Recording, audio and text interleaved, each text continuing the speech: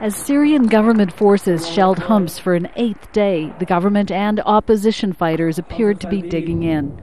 The civilians trapped here are increasingly desperate for food, clean water, and medical help.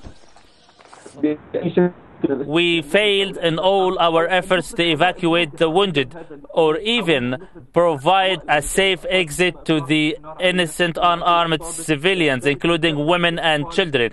Any person moving on the road is being fired at directly by snipers.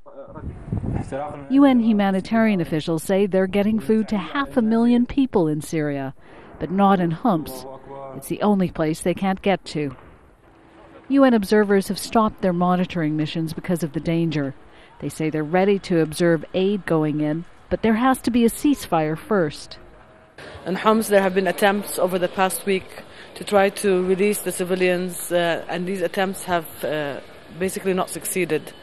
We call on the parties to have the willingness to release women, children, the elderly and the injured. 80,000 Syrians are now officially refugees in neighboring countries, but the real figure of unregistered refugees is much higher. The UN says it's received less than half the money it needs to help the refugees. It's asking countries for more.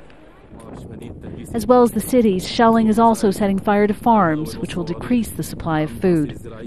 The uprising has simmered for 15 months, but in the past few weeks, the conflict has become increasingly volatile.